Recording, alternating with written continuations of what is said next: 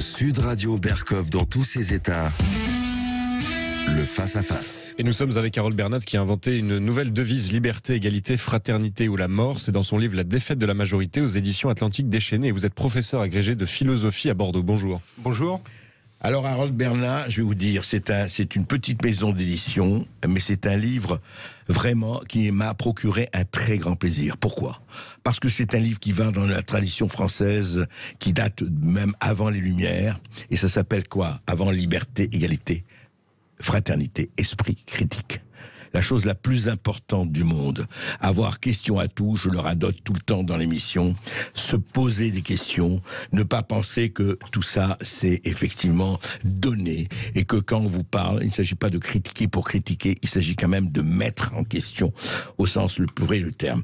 Et alors, Harold Bernat, Bernat ou Bernat, pardon ? Comme vous voulez. Comme vous voulez, d'accord. Et vous n'y allez pas, je dirais, de mots morts ni de main morte, et vous commencez très fort.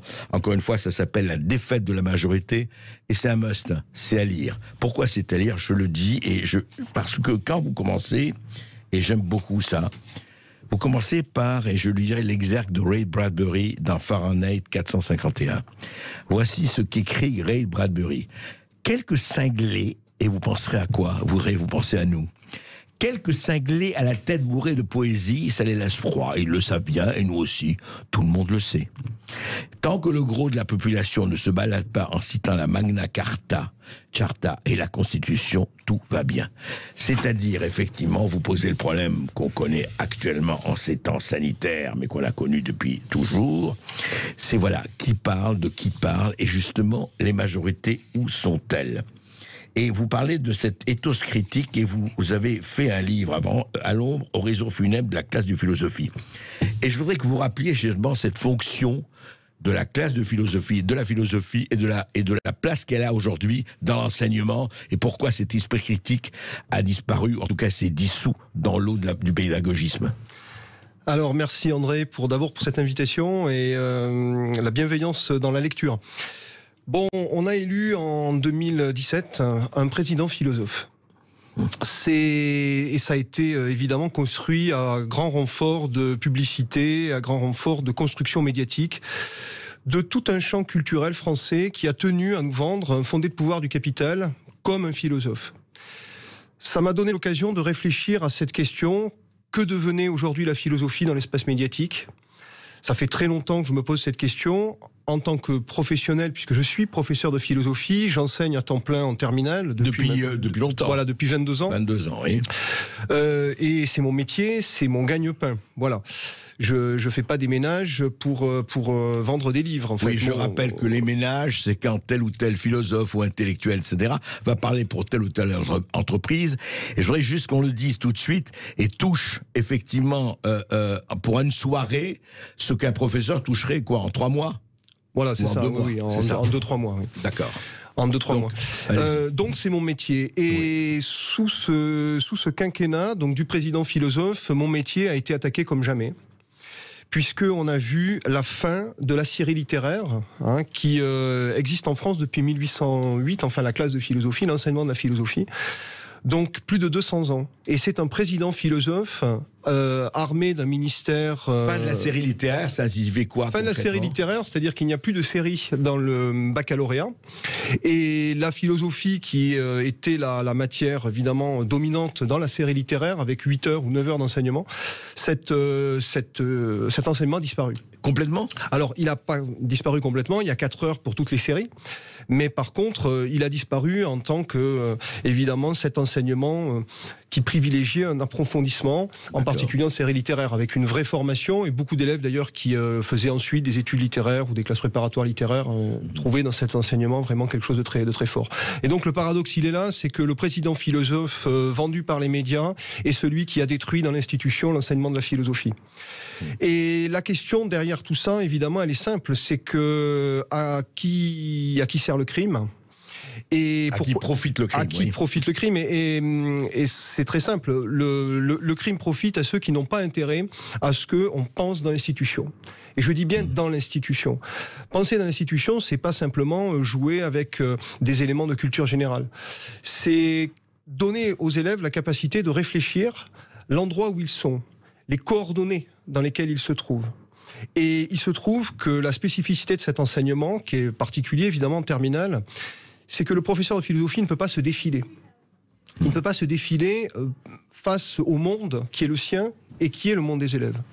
Je prends simplement une anecdote. Lorsqu'il y a eu des manifestations pour les retraites, des élèves sont allés dans la rue. J'ai un exemple très précis, ça s'est passé à Stalingrad, à Bordeaux. Il y a eu usage de LBD, de tirs contre des grenades, carrément. De grenades contre des élèves de première, de terminale. Mon fils y était, il était en seconde à ce moment-là. C'était sa première manifestation. Et il m'a envoyé un SMS en me disant « Papa, c'est la guerre ». Voilà la première expérience en fait de manifestation de mon fils, qui est né en 2003, à Stalingrad. Ce jour-là, une élève a été éborgnée. Voilà, une jeune fille de 17 ans. Les élèves me parlent de ça. Les élèves me parlent de ça et ils me disent « Monsieur, vous en pensez quoi ?» Selon l'application de Monsieur Blanquer, selon son application de la laïcité, mon devoir de réserve m'oblige à botter en touche. Si je botte en touche, je ne fais plus mon métier. Donc là, je suis dans un choix qui est très simple en fait. Soit je fais mon travail de professeur de philosophie, c'est-à-dire je rends intelligible une situation pour des élèves de terminale, de quelque chose qu'ils vivent. Mon amie s'est faite éborgner alors qu'elle manifestait pacifiquement. Soit je me défausse. Soit vous n'en parlez pas. Soit je n'en parle pas, je me défausse et je me cache derrière, on en parlera tout à l'heure, une dimension aujourd'hui tout à fait normopathique, c'est-à-dire j'applique à la lettre la règle. Voilà, j'obéis et je n'en parle pas. En tout cas, on va continuer à en parler, surtout en parler. Harold Bernat, la défaite de la majorité après les informations. Et la philosophie, c'est aussi le dialogue, donc appelez-nous au 0826 300 300. Ici Sud Radio. Les Français parlent au français. Je n'aime pas la blanquette de veau. Je n'aime pas la blanquette de veau. Sud Radio Berkov dans tous ses états. On parle de la défaite de la majorité, le livre d'Harold Bernat, mais je voudrais justement parler de la défaite, peut-être de l'instruction publique ou de l'éducation nationale, peu importe, comment on l'appelle. Mais qu'est-ce qui se passe alors de ce point de vue? Vous avez commencé par nous en parler justement par rapport à la philosophie que vous enseignez, la fin de la philosophie en série littéraire, en tout cas la givaroisation, l'amenuisement. Mais au-delà de ça, je voudrais qu'on reparle de cet esprit critique justement. Vous en parlez. Qu'est-ce que c'est que cet esprit critique? Vous avez parlé effectivement de ce qui s'est passé à Bordeaux notamment et ailleurs. Et vous dites, voilà, est-ce qu'on parle du monde réel ou on n'en parle pas? Donc, si j'ai bien compris, ce que vous disiez, c'est que non seulement la circulaire Blanquer, mais avant, tout a été fait depuis des décennies pour, en fait, dissocier une partie du monde réel de l'enseignement. C'est un peu ça? C'est exactement ça. Et c'est ça qu'on a perdu depuis, on va dire, 40 ans. Plusieurs choses. D'abord, les manuels scolaires. Il suffit de regarder ce qui se passe dans les manuels scolaires dans les années 70. Vous avez, j'ai retrouvé un manuel de 75 où il y avait donc une publicité analysée. Donc c'était une publicité pour une radio, voilà. C'est et le propos du livre était de prendre en situation la publicité et de faire un démontage de la propagande qui était liée à cette publicité. Et le manuel, c'est un manuel de critique et politique. Qui était dans les écoles. Qui était dans les écoles, qui était utilisé par les professeurs. Moi, j'ai connu, au tout début de ma carrière, des professeurs qui avaient encore l'expérience, on va dire, de la contestation sociale et de la lutte politique, et qui avaient un discours offensif, un discours critique, un discours subversif, même parfois, à l'intérieur de l'institution. Cette génération a disparu et elle a laissé place au fond, ma génération. C'est-à-dire, moi, je suis né en 1975. On a été formé dans les années 90 de façon complètement dépolitisée. On est le résultat aussi de ce que QC appelait le grand cauchemar des années 80-90, une dépolitisation de masse qui a accompagné la massification de l'école aussi. 21% de bacheliers en 1981. Bon, aujourd'hui, on est à 105%. Enfin, j'ironise un peu, mais c'est à peu près ça. Pour le grand oral. En 40 ans, en 40 ans. Pour le grand oral, final hein, du bac artificiel Jean-Michel Blanquer, quasiment 15 de moyenne dans mon établissement. Donc voilà, donc il y a des Démosthènes partout hein, aujourd'hui. Et c'est vrai qu'on incite certains professeurs à majorer. C'est plus que vrai, les moyennes ont explosé. On l'a vu avec le bac Blanquer, c'est plus 2 de moyenne générale, hein, puisque le contrôle continue. Voilà. On a eu des directives comme quoi il faut mettre la moyenne. Enfin, sur un tas de copies en terminale, il faut avoir 10. Hein, ça, c'est des directives. En philosophie, on résistait jusque-là. Ils n'osaient pas, voilà, mais ils ont maintenant franchi le pas et c'est très clair. Il y a un professeur qui a 7, 8 de moyenne sur un tas de copies, il est visé explicitement en fait. Hein, il doit remonter ses notes. Oui, voilà. C'est tout juste s'il n'est pas sanctionné. C'est tout juste s'il n'est pas sanctionné quand ce n'est pas la direction des concours du rectorat qui met des notes. Voilà, c'est arrivé avec la bénédiction du ministère. Donc tout ça, c'est un grand simulacre. Mais au-delà de ça, je crois que sur les contenus, on a véritablement eu une normalisation de la formation des enseignants. Et ça, c'est vraiment très très important. C'est-à-dire que moi, j'ai eu l'agrégation de philosophie. Je n'ai eu aucun cours quasiment de philosophie critique. Karl Marx connais pas. Nietzsche sur le bout des lèvres. J'ai eu la chance d'avoir Monique Zixot à la Sorbonne, donc j'ai eu cet enseignement, mais très peu. La philosophie du soupçon a été ce que Nathalie Sarraute a appelé les philosophes l'ère du soupçon, la philosophie critique en fait, hein, finalement. Voilà, qui conteste l'existant, qui conteste l'institué, qui défie l'existant, pour reprendre une expression d'Henri Lefebvre. Cette philosophie n'est plus enseignée. C'est devenu alors soit une métaphysique très abstraite et très spéculative, avec un retour qu'on pourrait même, j'ai presque envie de dire, dans les années 20 hein, en France, une philosophie très spiritualiste, ou alors évidemment la montée en puissance de la philosophie dite analytique, logique, scientiste, hein, pour tout dire. Et la pensée critique et politique a été complètement évacuée. Finalement, donc décollage par rapport, dissociation par rapport au monde politique, au monde de... Voilà, parce que évidemment, quand je parle de critique politique, c'est ce que Marx appelle la praxis, c'est-à-dire c'est l'action, c'est ce qu'on vit, ce qu'on est en train de vivre. Et donc on a privé les élèves et les professeurs aussi dans leur formation de moyens d'intelligibilité de la réalité. Donc forcément, si on les prive de ça, ils sont perméables à autre chose. Et plus la pensée critique et politique recule, plus finalement d'autres types de discours, y compris des discours fanatisants ou de fanatiques, peuvent prendre le pas. Et c'est très paradoxal parce que finalement on défend l'esprit critique, je dirais publicitairement, mais par contre rien n'est fait pour ça. On ne le cultive pas. On ne le cultive mais alors, attendez, si je faisais l'avocat peut-être de vos adversaires potentiels, oui, mais avant, l'éducation était la proie des professeurs marxistes qui manipulaient les élèves dans le sens de leur idéologie. Parce qu'on a beaucoup entendu ça à un moment donné dans certaines années. Bien sûr, il y a eu certainement des excès dans l'autre sens, ça je le nie pas. Par contre, la tradition critique et surtout la liberté de penser. Moi, très au-delà, parce que ça c'est l'argument évidemment on va dire idéologique, mais très au-delà de ça, le risque, la prise de risque dans une pensée, et finalement qui remet à distance une forme de conformisme social. Moi, c'est ce que je dis souvent aux élèves. Je leur dis, voilà, vous pouvez prendre des risques, vous pouvez tenter des choses. La vie est un métier à risque. La vie est un métier à risque. Et prendre un risque de pensée, c'est s'aventurer dans un chemin qui n'est pas normé. J'ai aujourd'hui de plus en plus d'élèves qui restituent du cours, qui répètent, en fait. Mais c'est ce qui est demandé, en réalité. C'est ce qui est demandé. C'est ça, vous dites, c'est ce qui est demandé. C'est ce qui est demandé. Aujourd'hui, la restitution d'un cours peut très bien permettre l'obtention d'un bac avec... vraiment tous les satisfecit. D'ailleurs, vous en parlez dans votre livre. Encore une fois, c'est les polycopiés qui comptent. Ce n'est pas la discussion. C'est la restitution en fait quelque part.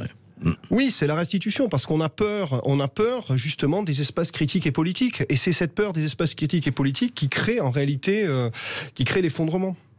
Et c'est lié aussi, il y a un autre paramètre, c'est que la pensée critique ne peut pas être normalisée. C'est-à-dire qu'on ne peut pas faire des protocoles, on en parlera tout à l'heure, des fléchages, bordages, cadrages, on ne peut pas faire ça. Et donc il y a quelque chose qui déborde, et là il y a de la liberté.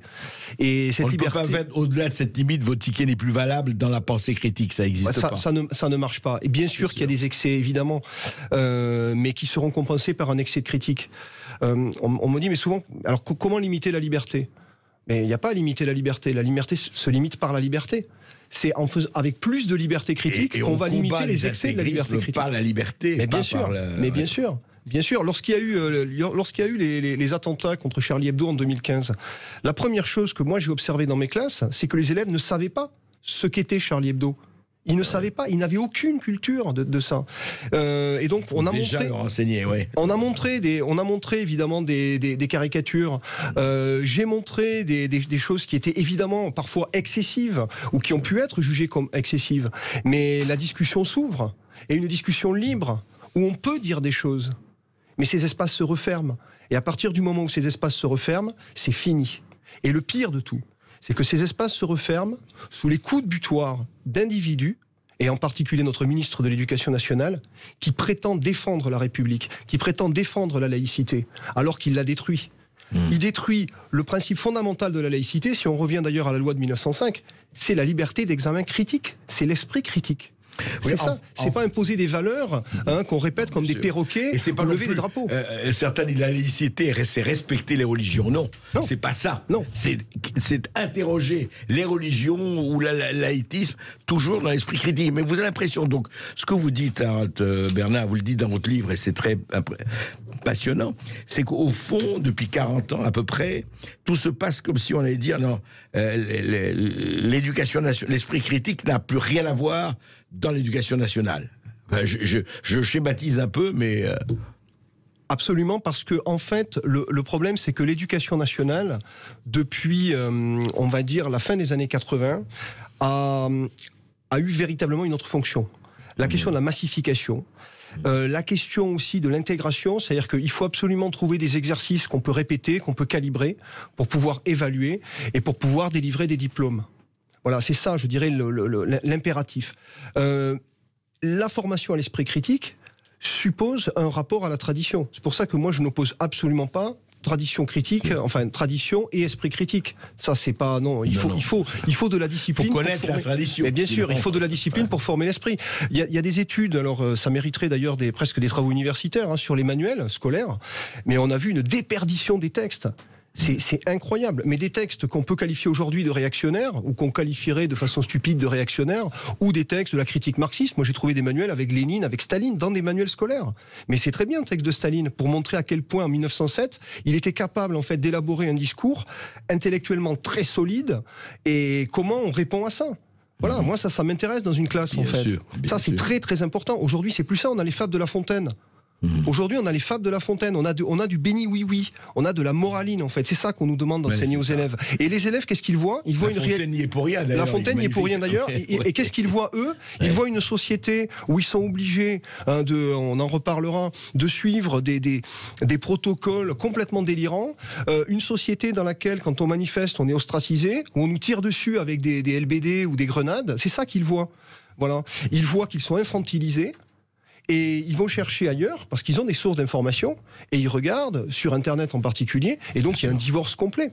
C'est-à-dire que les sources d'informations qu'ils prennent de façon complètement anarchique et incoative en réalité, et sans avoir justement de là aussi, il faudrait l'esprit critique, justement. Là aussi, il faudrait évidemment l'esprit critique. Et donc ce divorce-là entre des exercices mécanisés à l'intérieur de l'institution et cette liberté critique complètement anarchique, finalement, sur les réseaux sociaux, mais ça crée un divorce absolu. On va en reparler tout de suite après ceci. Et parenthèse à part, vous avez peut-être vu les coups de gueule très relayés sur les réseaux sociaux d'Harold Bernat, notamment sur la crise sanitaire. Alors appelez-nous au 0826 300 300. Yo. Les Français parlent au français. Les carottes sont cuites. Les carottes sont cuites. Sud Radio Berkov dans tous ses états. Avec l'auteur d'un livre passionnant, La défaite de la majorité. Alors, Harold Bernard, qu'est-ce que vous voulez dire quand vous dites la défaite de la majorité ? Quelle défaite et de quelle majorité vous parlez ? Alors, ça c'est intéressant, une collègue en salle des professeurs me dit, mais je comprends pas, tu penses que Macron va perdre ? Évidemment, c'est pas l'objet du titre. C'est pas de cette majorité-là dont je parle. D'ailleurs, la majorité de Macron, c'est une archi-minorité. Socialement, c'est une archi-minorité. Donc, on a aujourd'hui une archi-minorité sociale au pouvoir. On l'a encore vu d'ailleurs avec l'annonce des 100 euros, 38 millions de Français éligibles, c'est-à-dire en dessous de 2000 euros par mois. Donc c'est une archi-minorité. La grande la majorité. Oui. C'est quoi? Moi, la majorité, je l'ai vue dans la rue en 2018, 2019, avec les Gilets jaunes. Alors on me dira, mais... ils n'étaient pas majoritaires. Ils n'étaient pas majoritaires. Ouais. Mais ils portaient le principe de majorité. C'est-à-dire que ils manifestaient, ils s'exprimaient politiquement et publiquement au nom d'un principe majoritaire, c'est-à-dire d'une idée de la majorité. Ils portaient la majorité avec eux. J'ai vu beaucoup de manifestations à Bordeaux, en particulier rue Sainte-Catherine, j'ai un souvenir très précis, où des manifestants, en fait, gilets jaunes, s'adressaient aux passants en disant « mais on est pareil, en fait, on vit la même chose. La réalité sociale que nous vivons est la même. Vous nous filmez, vous croyez des gagnants, mais en fait, non, vous êtes aussi perdants que nous. Donc rejoignez-nous. Ne nous filmez pas, sortez du spectacle. Mais justement, ils ne les ont pas rejoints. Ils ne nous ont pas rejoints. Ouais. Et c'est justement là que tout le travail idéologique est actuellement fait, pour démembrer le principe de majorité, pour bien expliquer aux gens que non, eux sont comme ça, d'ailleurs on va même les emmerder. Mais vous êtes du côté finalement des bons, vous êtes du côté des responsables, vous êtes du côté des raisonnables, vous êtes du côté des démocrates. Donc tout le travail du marketing politique, puisqu'on n'a plus affaire qu'à ça, on fait plus de politique, on fait du marketing politique, c'est de segmenter des parts de marché. Cette segmentation de parts de marché fait qu'on se divise. Ça a d'ailleurs été tout le travail, et c'est ce qui a fait d'ailleurs très peur à Emmanuel Macron avec le mouvement des Gilets jaunes, parce qu'il avait affaire à quelque chose là qui n'était pas situable sur la cartographie, on va dire. Qui n'était pas segmentant dans les rapports des sociologues de service. Exactement. Lorsque vous avez quand même... alors il y en a eu certes une minorité, mais des polytechniciens avec un gilet jaune, le pouvoir commence à trembler, parce qu'il se dit mais quel est l'axe en fait? Qu'est-ce qui s'est passé en fait? Et on a bien vu d'ailleurs, j'en parle dans le livre, entre ce qu'on peut qualifier d'extrême droite, d'extrême gauche, qui était à peu près à part égale, même si je n'utilise pas ces termes dans le livre. Bien sûr. Donc voilà. Et ce principe de majorité, il est défait, et c'est tout le travail justement politique, de la communication politique, de s'adresser à des secteurs, à des petits secteurs. Alors vous en parlez beaucoup dans votre livre, justement, de ce marketing, de la segmentation, de cette, effectivement, des minorités très actives, des minorités très, effectivement, influentes, etc. Et vous, la vogue de ce qu'on appelle, on ne va pas reparler, en tout cas des définitions, on les connaît, de la cancel culture, ou du woke, ou du transgenre, ou du LGBT+, ou transphobe ou pas transphobe, et on en a parlé, c'est les perles de notre émission en permanence. C'est 400, si vous voulez, exemples de gens qui disent, oui, moi je parle, pourquoi je parle? Je suis victime, j'ai des droits, j'ai aucun devoir, mais j'ai des droits, je suis une victime, et vous êtes un suprémaciste, etc. Enfin bon, toute cette espèce de vocabulaire, je dirais, à la fois chrétien et à la fois, effectivement, de marketing, puisque les firmes s'en sont emparées. Ça signifie quoi? Ça traduit quoi? Est-ce que vous le vivez, vous, dans votre vie de professeur? Alors, dans ma vie de professeur, je n'ai pas affaire à des woke ou à des islamo-gauchistes. J'ai affaire à des élèves qui sont souvent assez perdus, d'ailleurs, dans l'institution, et qui essaient de se battre dans un monde complexe. Par contre, il est certain que le principe de minorité défait la gauche. Ça, pour moi, c'est très clair. Et là, je situe bien la question. Le principe de minorité défait la gauche. Pourquoi? Je l'explique dans mon livre. Il y a toute une idée qui consiste à dire que de toute façon, la société est réalisée. On a affaire à des individus, on a affaire donc à des parts de marché, à des clients, à des publics, et que ça, on les cible, et ça c'est un fait. Voilà.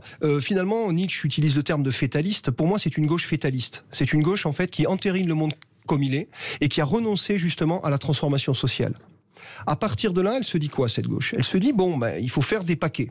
Donc il faut essayer de regrouper tout ça, faire une union, on va faire un paquet. Des paquets cadeaux. Des paquets cadeaux. Donc on va prendre des minorités, on va s'adresser à ces minorités, on va surtout faire en sorte que personne ne soit laissé au bord du chemin, et on va faire une grande pastorale avec un chef en haut, et qui va ramener tout ça. Donc on aura toutes sortes de couleurs, de nuanciers. C'est le nuancier Pantone de la lutte sociale. Sauf que ça fait pas de la politique, parce que l'unité, en fait, elle n'existe pas, parce qu'elle n'est pas travaillée. Parce qu'il n'y a pas un travail politique où on construit un corps organique avec une idéologie de structure.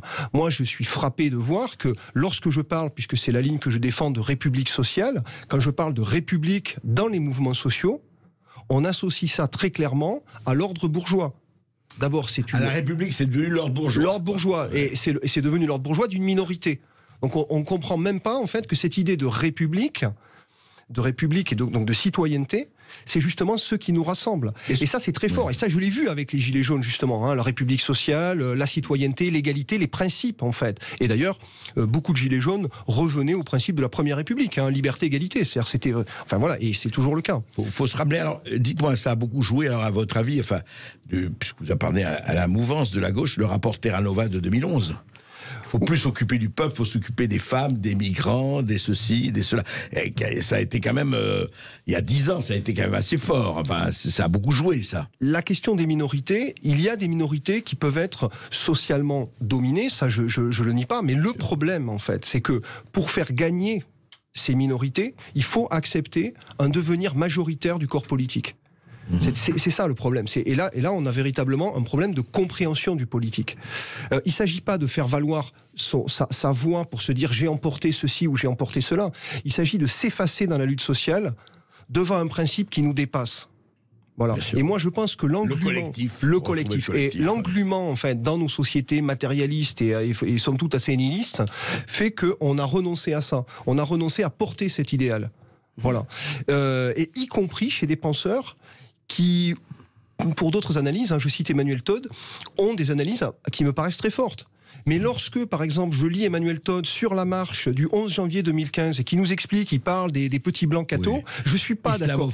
Je suis pas d'accord avec lui. Je suis pas d'accord avec lui. Pourquoi ? Parce que moi, j'y étais à Bordeaux, en fait. Et il y avait une émotion collective. On défendait des valeurs, en fait. Mais pas des valeurs abstraites, en fait. On défendait un corps politique. Et on s'est dit, à ce moment-là, si là on cède, en fait, la République française, elle s'effondre. Voilà. Et on ne peut pas parler de République sans tenir ça. Et ça, c'est pas un discours bourgeois, en fait. C'est un discours de citoyen. Et ça, on l'a perdu, en fait. Voilà. C'est un discours du peuple. C'est un discours du peuple, en fait. Et moi, j'ai vu le peuple. J'ai pas vu la bourgeoisie catho. Bon, mais de la même façon, sur l'islamophobie, c'est pareil. Je veux dire, on peut critiquer. Voilà. Et le problème de la critique, le problème de la critique, c'est pas parce que je critique une idée que je stigmatise des personnes. Bien sûr. Voilà. Et Charb l'a dit. Charb l'a dit, ça. Bien sûr. Voilà. Bien et sûr. donc, en fait, c'est la même idée. Mais ce principe majoritaire, c'est un... Ce sont les mêmes personnes, si vous voulez, qui veulent manipuler, qui justement font passer de la critique nécessaire à l'insulte aux personnes, ce qui n'a rien à voir. Et vous le dites très bien vous-même. On reprend avec les auditeurs de Sud Radio, avec Harold Bernard, tout de suite. Et faisons peuple, appelez-nous au 0826 300 300, à tout de suite. Ici Sud Radio. Les Français parlent au français. Je n'aime pas la blanquette de veau. Je n'aime pas la blanquette de veau. Sud Radio Berkov dans tous ses états. Et c'est le moment où vous prenez la parole et nous commençons avec François qui nous appelle de Rodez. Bonjour François. Oui, bonjour François. Bonjour, est-ce que vous m'entendez ? Très bien. Ah, bon. Allez-y François. En fait, j'ai 3 points que je voudrais aborder. Je sais pas si j'aurai le temps, alors... Essayez d'être le plus... Parce qu'on a beaucoup d'auditeurs, mais vous avez la parole et vous l'aurez. Mais simplement, voilà, essayez de synthétiser tout cela, François. Voilà. Merci. Alors, ouais. La première chose, c'est une question un peu personnelle, c'est quelque chose qui m'étonne profondément. Oui. C'est comment est-il possible que la plupart des personnes, ayant même un haut niveau d'éducation, ne voient pas le mensonge permanent et évident des médias et des politiques. Bonne question. Parce que j'ai des proches autour de moi qui sont... Voilà. Et c'est incroyable, quoi, parce que même ils subissent dans leur corps les effets et ils ne le voient pas. Ouais. D'ailleurs, vous en parlez, Harold Bernard. Alors, justement, et vous allez poser votre question, François. Harold Bernard, vous dites aussi, les enseignants sont des victimes et ils ne le voient pas, ils se mettent, et c'est tous ceux qui ont voté, effectivement, pour le président actuel, vous en parlez. Alors, c'est vrai, on ne voit pas ça, l'éducation nationale, on ne voit pas ce qui se passe, ou quoi ? C'est l'aveugle, ou quoi ? Alors, bonjour François. Il y a, à mon avis, une triple réponse à apporter. La première réponse, c'est qu'il ne faut pas oublier que les enseignants doivent leur statut social à leur diplôme, c'est-à-dire à l'État. Et ce sont aussi, on va dire globalement, des bons élèves, ou en tout cas ça a été les bons élèves de la massification. Et évidemment, ça questionne énormément sur le rapport à l'État. finalement l'État ne peut pas être mauvais. Ou en tout cas des transformations de l'État, ce qui se passe justement avec le néolibéralisme, puisqu'on a une transformation à l'intérieur de l'État, une transformation des institutions, eh bien, ils sont encore sur une logique, à mon avis, complètement obsolète, que ces institutions sont bonnes et bienveillantes. Voilà, ça c'est le premier problème. Donc ce sont un peu des bons élèves qui ont du mal à passer, je dirais, à la révolte. Deux, pour arriver à prendre conscience d'une situation de domination, il faut se former en collectif. Et là aussi, le problème du syndicalisme, c'est un syndicalisme de fragmentation, c'est pas un syndicalisme de combat, c'est pas un syndicalisme justement où on va construire des collectifs. Et c'est ce qu'on fait lorsqu'il y a eu le mouvement social sur les retraites. Je dirais les mouvements les plus puissants, c'était la construction de collectifs. Et ça, là, il y a une responsabilité évidemment du syndicalisme, à mon avis. Et le troisième point, et je vais là-dessus, c'est un syndicalisme qui masque en fait, et c'est un syndicalisme de cogestion. Il veut masquer ça. Il veut masquer. En tout cas, il participe. Voilà. Pour moi, les plus grosses orgas syndicales de l'éducation nationale sont comptables de la politique actuelle. Et lorsque on rentre dans une conflictualité, on va vous dire non, c'est pas possible. En fait. Voilà, donc les moutons sont bien tenus. Il faut voir ça. Et le problème, c'est qu'on a perdu ce sens d'un syndicalisme de combat. Et voilà, et donc c'est aussi le résultat de décennies de social-démocratie où les professeurs ont été relativement choyés, on va dire, mais d'abord, c'est plus le cas. Et ensuite, Todd parle de cocus. Oui, moi, je pense qu'ils sont cocus. Lorsque vous avez 45% de gens qui votent au premier tour Macron de certifiés ou 50% d'agrégés, moi, je suis stupéfait. 50% d'agrégés qui votent pour une politique, en fait, qui détruit l'instruction publique et qui casse l'école. Enfin, c'est bon. Je reviens à Harold Bernard. Ce que dit François, en fait, d'accord. Mais au-delà de ce qui se passe sur l'état sanitaire et compagnie, est-ce que ça rejoint effectivement le grand discours de où est l'esprit critique, où il ne l'est pas ? Pour moi, c'est la même chose. Sur le pass sanitaire, peu de collègues, finalement... On réagit, c'est-à-dire qu'il y a quand même là aussi une acceptation. Alors, il y a des discussions latérales, c'est partagé. Je ne dis pas que voilà, c'est une acceptation comme ça. On est aussi fonctionnaire de l'État français, donc on a quand même un devoir d'obligation, mais on peut désobéir. Voilà, moi par exemple, imposer le pass vaccinal pour des sorties scolaires, c'est non. Voilà, c'est sans moi et je l'ai signifié à mon administration. Oui, vous l'avez dit, oui. Voilà, je l'ai dit. Parce que le pass vaccinal, voilà, mon fils, il s'est vacciné, il s'est fait vacciner pour aller faire de l'escalade. Voilà, il est en parfaite santé, en pleine bourre, il n'y a aucun problème. Et on sait aujourd'hui qu'en termes de transmission, d'ailleurs là aujourd'hui, il a fait ses doses, il est dans les clous sur la vaccination, puisqu'il a voulu faire cette vaccination pour faire ses activités sportives. Aujourd'hui, il est malade, il a le Covid, voilà, donc il est revenu, puisqu'il est à l'internat, il est revenu chez moi. Bon, et dans la classe, ils sont 18 à être malades. Moi, j'ai des classes avec plein d'élèves qui sont malades. Donc, imposer ça tous les 3-4 mois et conditionner des activités, voilà, moi, je suis pas d'accord avec ça. Le conditionnement de la citoyenneté à une injection tous les 3-4 mois d'un produit, non, ça me va pas. Mais c'est quelque chose qui, encore une fois, est tabou. Et je le dis, mes collègues n'en seront pas surpris, qui est tabou en salle des professeurs. Ah, on n'en parle pas. On n'en parle pas. Voilà, on n'en parle pas. On parle pas des problèmes qui fâchent. On parle pas de conflictualité. Il n'y a pas de conflictualité. Et là aussi, c'est la question de l'esprit critique. Parce que l'esprit critique, c'est mettre les pieds dans le plat. C'est aller au combat. C'est lever des questions dont on n'a peut-être pas toutes les réponses. Moi, je ne suis pas épidémiologiste, je ne suis pas spécialiste sur ces questions. Par contre, je sais que politiquement, il y a des choses que je ne veux pas. Et il y a des types d'organisation du pouvoir qui, moi, ne me vont pas en tant que citoyen. Mais vous savez, voilà. la devise du journalisme, pour ne parler aussi de journalistes, pas seulement des enseignants, c'est mettre la plume dans la plaie, disait Albert Londres. Et c'est très important, je crois, dans tous les domaines. Et nous sommes maintenant avec Laetitia qui nous appelle du Lot au 0826 300 300. Bonjour Laetitia. Bonjour Laetitia. Bonjour Monsieur Berkoff, bonjour à l'invité. Je ne veux pas écorcher son nom. C'est Harold Bernard, oui. Comment, pardon, voilà. Harold Bernard, oui, je vous en prie. Allez-y Laetitia, voilà. On vous écoute. En fait, je vais être dans la synthétique et je vais essayer d'être très concise. Non, moi je vous en prie, allez-y. Voilà, en fait, je vais commencer très brutalement. Mes parents sont décédés là à 5 mois d'intervalle. Mais après, je vais vous expliquer pourquoi je vous dis ça. Voilà, mes parents sont décédés à 5 mois d'intervalle. Mon papa est décédé parce qu'il est devenu invalide suite à une agression sur sa personne pour lui voler sa voiture. De là, maman a fait une grave dépression et est morte d'un infarctus. Voilà. Ouais. Enfin, elle est morte d'un infarctus, elle a été réanimée, mais elle s'est retrouvée dans le milieu hospitalier où j'ai essayé de prendre la parole il y a quelques jours de ça, quand vous aviez un invité qui a écrit un livre sur l'euthanasie. Et en fait, je peux vous dire que ma maman a été purement euthanasiée. Voilà. Puisque à l'isolement, elle s'est sentie vulnérable. Enfin, elle est devenue vulnérable. Et on lui a fait signer une décharge comme quoi elle refusait tout acharnement thérapeutique. En 3 jours, c'était plié. Elle n'avait que 78 ans. Voilà. Je voulais juste mettre ça en avant. Voilà. Donc, depuis que mes parents sont décédés, nous, on était dans le grenier avec ma sœur, ma grande sœur. Oui. Et ma grande sœur me dit, c'est incroyable, je retombe sur les brouillons que j'ai passés lorsque j'ai passé mon concours de l'école normale à Arcueil en 1981. Elle est enseignante, donc votre sœur. Non, non, elle n'est pas enseignante, je vais vous dire pourquoi. Donc Non, en mais fait, en 81, M. Mitterrand a instauré un nouveau système pour ceux qui désiraient être passés par l'école normale, pour être instituteur ou professeur. Il a nivelé le niveau par le bas.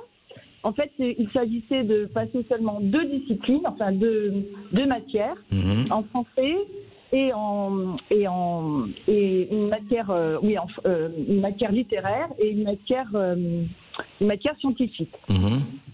Et en fait, avant, c'est ce que m'a expliqué ma sœur, avant, on prenait les meilleurs. Voilà, c'était un concours. Et là, en fait, on a vu une frénésie là dans tous les lycées. De diplômer tout le monde, quoi. Enfin, de faire entrer tout le monde. En fait, voilà, c'était 12 et 12. C'était le barème exigé. Ma sœur, elle a été tellement bonne en français qu'elle avait le meilleur résultat en bac blanc en français, à l'époque, au lycée où elle était, dans le public. Et elle avait aussi de très bonnes notes en philosophie. Hein. Voilà, c'était une très bonne élève. D'accord, et donc, de là, elle passe le concours et elle obtient 15,5 en littéraire, en scientifique. C'était sur les centrales nucléaires, on est en plein dedans en ce moment d'ailleurs. D'accord. Et vous aviez encore un invité qui était invité pour ça. Tout à fait. Voilà. Et de là, elle prend le résultat comme une gifle en plein visage. Et c'était en matière littéraire, elle a obtenu 11,5. Pas 10, mais 11,5. D'accord. Et en fait, moi, j'étais là avec elle, on était au grenier, là, dans les brouillons, dans tous les... Et je commence à lire et je dis, mais c'était un texte d'Attali. C'était un texte un peu qui parlait de l'obsolescence de l'homme. Voilà. Et ma sœur, bon, bah, écoutez, elle a des valeurs. Et elle a défendu bec et ongle ses opinions à elle. Ses opinions, Et vous pensez que c'est parce qu'elle a critiqué ce texte qu'elle a eu cette note-là? C'est ce que vous pensez? C'est évident, c'est évident. Elle a eu 11,5. C'était vraiment narquois, je veux dire. Tiens, d'ailleurs, en parlant de narquois, monsieur Berkoff, je voulais rebondir sur... hier, en fait, moi, c'est pas passé dans l'oreille d'une sourde, je vous écoutais. Et vous avez dit à un moment, au lieu de dire monsieur... Sarkozy, vous avez dit Sarkozy. Et j'ai pas été la seule à l'entendre. Ça m'a bien amusé. Oui. Et moi, je dirais que c'est même Laetitia, excusez-moi, parce qu'on a vraiment beaucoup d'auditeurs. On vous a entendu. Oui, mais je veux dire que c'est à partir de là que tout s'est débuté. Et ma sœur m'a expliqué qu'en fait, elle avait l'impression qu'il y avait des mots subliminaux qui revenaient tout le temps, des récurrences, comme un lavage de cerveau dans le texte. D'accord, non, mais attendez. D'accord. Non, mais on ne peut pas en parler longuement, ça mériterait une émission, les mots subliminaux. On a bien compris ce que vous voulez dire. Après, vous savez, c'est une question qu'on ne peut pas trancher comme ça 40 ans après. Est-ce que c'est possible, à votre avis, Harold Bernard, ce que dit Laetitia? C'est des expériences personnelles, on ne peut pas juger. Non, je ne jugerai pas du tout ça. De toute façon, on a tous, par rapport à notre expérience scolaire, du passif. Voilà, c'est ce qui rend d'ailleurs les questions scolaires et les questions éducatives aussi brûlantes. Hein, on a tous des échecs, on a tous des rancœurs, on a tous des succès. Et donc je crois qu'il faut vraiment avoir une lecture beaucoup plus en hauteur, hein, en surplomb sur ces questions et voir des tendances lourdes. Quand je parle par exemple des manuels scolaires, c'est des choses que je peux quantifier, le nombre de textes, voilà, le choix des textes avec des orientations idéologiques politiques, hein, en particulier sur des choses qui sont beaucoup plus proches, on va dire, voilà, du marché, enfin tel qu'il se déploie. Et ça, c'est mesurable. Le reste, je ne fais pas d'hypothèse, comme dirait Newton, hypothesis non fingo. Juste un mot, parce que sur les manuels scolaires, rapidement, dans vos domaines, est-ce que beaucoup de choses ont changé? Enfin, est-ce que il y a eu là aussi déperdition, aseptisation, sous vide? Ah, moi, je n'utilise quasiment pas les manuels qu'on nous sert aujourd'hui. Hein, c'est pas possible. D'abord, il y a trop d'images, il y a des petites questions qui sont anecdotiques, tout est fragmenté en fait. Le problème, c'est que tout est réduit à une forme d'anecdotique. Voilà, c'est-à-dire c'est ça. Voilà, c'est l'écume, c'est le petit format de podcast en 5 minutes, hein, qu'on retrouve sur d'autres radios, qui vous explique ce qu'est tel point ou ce qu'est tel point. Ce sont des petits flashs, ce qu'ils appellent la culture G, mais la culture G, c'est une culture qui n'est pas située là aussi du point de vue de la pratique sociale et de la critique politique. C'est une culture pour faire le beau, c'est une culture de mal. Attendez, culture G pour culture générale. Voilà, culture générale. Ils appellent ça culture générale. Oui, enfin disons, c'est le renversement de force qui a vu le triomphe de Sciences Po dans la représentation aujourd'hui qu'on a de la philosophie de la culture. En 2003, lorsqu'il y a eu la réforme des programmes, on avait encore des universitaires à la manœuvre. Aujourd'hui, on a Pierre Mathiot, qui est un communicant malin, qui nous a vendu une réforme à la hauteur, je dirais, de la vacuité de certains textes qu'il peut produire. Donc voilà, c'est une réforme qui, dans le fond, pour moi, détruit le sérieux. Et si, on verra dans les années qui viennent, on peut reprendre ce chantier de ce qu'est la pensée critique aujourd'hui dans l'institution, à mon avis, c'est un chantier majeur et qui aura des conséquences politiques. On va en reparler. Et on se retrouve dans un instant avec vous qui nous appelez au 0826 300 300. Ici Sud Radio. Les Français parlent au français. Les carottes sont cuites. Les carottes sont cuites. Sud Radio Berkov dans tous ses états. Et il nous reste peu de temps, mais on vous donne la parole. Et nous sommes avec Hakim qui nous appelle de Vaujours. Bonjour Hakim. Bonjour Hakim. Bonjour à vous et bonjour à monsieur Bernard. Écoutez, c'est très intéressant ce que vous dites. Bonjour monsieur. Pour moi, l'élection de Macron, ça a été le coup de grâce en fait, parce qu'il a été élu par qui ce mec-là? Il a été élu par personne. Et un gamin prétentieux comme lui, moi je suis désolé, j'assume tout ce que je dis. Hein. Non, je sais. Bon, il y a eu, Hakim, il y a eu quelques millions de personnes qui ont voté pour lui quand même. Bah, quelques millions sur 68 millions, c'est pas beaucoup, monsieur, hein, pardon. Ouais. Hein. Mais vous savez, votre émission aujourd'hui, elle m'a réconforté. Je vous dis juste pourquoi, et j'en ai fini. Parce que tous les sujets que vous avez abordés, ça en vient exactement à ce que ce monsieur aborde. On ne peut plus rien dire. Ou vous êtes un petit nazi, comme ce qu'a dit monsieur Darmanin, je fais référence au sonore que vous avez diffusé hier. Un peuple qui sait, ça peut pas les arranger. Ces gens-là, nous sommes des gueux, monsieur. Voilà, nous sommes des gueux, on ne peut pas être intelligent. Quand on fait partie de la populace, on ne peut pas être intelligent. C'est comme ça qu'ils voient leur peuple, ces gens-là. Et ils leur demandent de leur faire confiance tous les 5 ans quand même. Hein. Donc, moi j'estime quand même qu'il y a une espèce de mépris dégueulasse là, qui est en train de s'instaurer. Et si franchement il est réélu, parce qu'à mon avis c'est ça qu'il organise, hein, ce petit garçon, il organise sa réélection. Mais là, il va se passer des choses terribles dans les 5 prochaines années, hein, franchement. Et je pense pas rester là. Moi, je me dis, je suis libyen, je vais rester libyen, j'irai mourir chez moi s'il faut. J'ai plus de maison, j'ai plus rien en Libye, mais c'est pas grave, quoi. Écoutez, Hakim, au moins, vous avez le mérite d'être franc et de dire exactement les choses. Alors, justement, mais ça pose la question c'est la question que je voulais poser à Harold Bernard. Et c'est la centralité de son livre aussi. C'est qu'au fond, voilà, ce que dit Hakim, à tort ou à raison, je ne prends pas parti là-dessus, mais sauf que les gens ont voté, mais ils continuent à voter, et ils continuent à voter dans le même sens, même si c'est pas tout le monde, même si c'est une minorité, tout ce qu'on veut, il n'empêche qu'une majorité des votants ont voté pour lui, et puis pour d'autres avant. Donc, est-ce qu'il n'y a pas quand même une servitude volontaire, un confort de la soumission ou du contentement, en disant, mais attendez, on n'est pas si mal que ça, oui d'accord, vous nous parlez de rebellitude, de ceci, de conscience critique, etc., bravo, en fait, Bon, ben écoutez, de quoi vous parlez? Ça va. Tant que le frigo, il y a un peu de viande, allez, j'allais dire de viande fromage, comme dit Fabien Roussel dans le frigo. Non, ne dites pas ça, André. Donc, oui, là, je sais, je vais me faire agonir. Donc, Harold Bernard, pour revenir à ça, qu'est-ce qui fait qu'il y a cet apprentissage de la conformité, si on peut dire?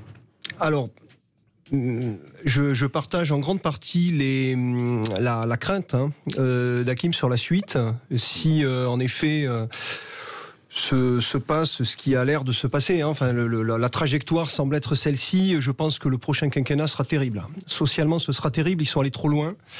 Ils sont allés trop loin en termes de mépris. Ils sont allés trop loin en termes d'écrasement de la contestation politique et sociale. Il faut se méfier aussi de l'eau qui dort. Il y a énormément de colère. Et une colère, attention, qui n'est pas une grogne. C'est une colère qui est articulée politiquement. Et ça, c'est le deuxième point. Macron a fait une OPA sur la République. C'est-à-dire qu'en fait, il a tout simplement dit, voilà, moi je suis la République et vous êtes des extrêmes. Vous êtes des dangers. Quitte, c'est le montage d'ailleurs sur Twitter de Darmanin, à créer l'ennemi. Ils en ont besoin en fait. Ils ont besoin de créer. Ils ont besoin de créer. Et bien sûr, lorsque M. Blanquer est venu à Lormont en 2019, j'ai essayé de discuter un petit peu avec un chargé de communication LREM qui n'y connaissait rien, qui était un incompétent, face à des professionnels. Moi, ça fait quand même 22 ans que je suis dans la boutique. Et au bout d'1 minute, alors que j'étais pas particulièrement énervé, il m'a dit « Monsieur, vous êtes violent ». Voilà. Parce que vous discutiez. Eh bien, bien sûr. Ils s'octroient le cercle de la raison, du bon sens et de l'équilibre et de la tempérance. Ils ont hacké la démocratie et la République française. Voilà. Et c'est très compliqué. La stratégie d'opposition politique, elle est très très difficile à mettre en place. Et j'en viens au troisième point sur la radicalité. Oui. Défendre l'institution aujourd'hui, c'est être radical. C'est ça que ne comprennent pas toujours des mouvements d'opposition qui tapent sur l'État. Mais quel État? On a aujourd'hui un État qui est faible, un État social qui est faible, un État qui est parasité en fait par McKinsey. Une éducation nationale en fait qui est cornaquée par des cabinets d'experts qui se gavent 500, 600, des millions d'euros pour de la merde, je le dis très clairement. Pour rien en fait, parce que nos métiers sont détruits. Et le problème, c'est que si on ne soutient pas l'institution, si on ne soutient pas, en fait, la République, c'est ce que je défends, socialement, mais on perd. Et ça, c'est radical. Voilà, c'est radical et ça puise dans un fond, à mon avis, qui est très puissant en France. Nous ne sommes pas n'importe quel pays. Voilà. On a quand même fait des choses. Voilà, on a fait des choses. On a fait des choses et c'est pas pour rien que les Gilets jaunes ont eu lieu en France. Nous ne sommes pas n'importe quel pays et nous n'allons pas nous faire marcher dessus par des gens qui, avec 3 bouts de ficelle et 2 bouts de com, peuvent s'asseoir sur la République. Et je crois qu'il y a beaucoup de citoyens français qui l'ont compris. C'est vrai que l'offre, ce qu'on appelle l'offre politique, n'est peut-être pas encore au rendez-vous, mais ça se construit, c'est long, ça prend du temps. Mais...